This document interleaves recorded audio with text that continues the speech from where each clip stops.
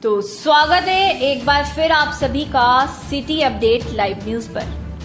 तो यूं तो हम आपको बार बार किसी ना किसी खबर से रूबरू कराते ही रहते हैं, लेकिन आज एक ऐसा मुद्दा उठाकर हम सामने लाए हैं कि इस पे कमेंट तो इनबॉक्स में बनते हैं। जी हाँ, सवाल है कि आखिर क्यों ले जाया जाता है प्राइवेट क्लिनिक पर पेशेंट को, जबकि सरकार से लेते हैं तनख्वाह। तो चलो देखते हैं आखिर क्या कहते हैं डॉक्टर पवन जैन।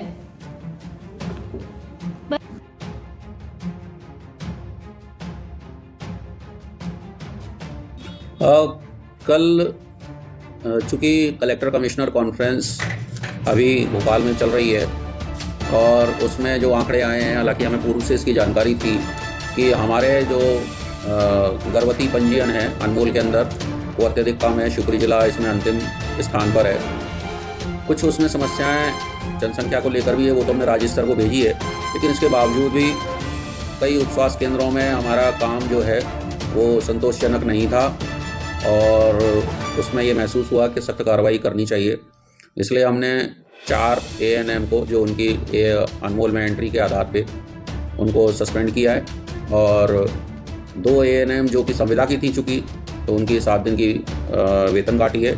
इसी प्रकार वहाँ पदस्थ जो हमारे सामुदायिक स्वास्थ्य अधिकारी हैं उनकी भी वेतन काटी गई है। नहीं, ये तो पूरे हमारे ज़िले की हमने जो उप स्वास्थ्य केंद्रवार समीक्षा की है और प्रत्येक उप स्वास्थ्य केंद्र में जो कम उपलब्धि वाले हमारे कर्मचारी हैं उनके ऊपर हमारे द्वारा कार्रवाई की जा रही है। आप सिविल सर्जन से भी बात कर लें, मैं भी दिखवा लेता हूं, क्योंकि अब पर्याप्त मात्रा में शासन द्वारा जो है वो EDL की दवाइयां उपलब्ध कराने हेतु निर्देश जिले को प्राप्त हुए हैं। चूँकि सिविल सर्जन कार्यालय स्टोर में सिविल सर्जन महोदय द्वारा ही इसमें क्रय किया जाता है, फिर भी मैं अपनी ओर से दिखवा लूँगा और अगर ऐसी कोई दवाइयों की कमी है तात्कालिक तौर पर हम अपने जो मुख्य चिकित्सा एवं स्वास्थ्य अधिकारी कार्यालय का जो स्टोर है उससे हम उसकी पूर्ति करेंगे। पालिका के द्वारा वहाँ पे नहीं की जाती नियमित रूप से जो कर्मचारी वहाँ पे आउटसोर्स के माध्यम से लगाए गए हैं उनके द्वारा सफाई की जाती है। उसमें 2-3 बिंदु हैं।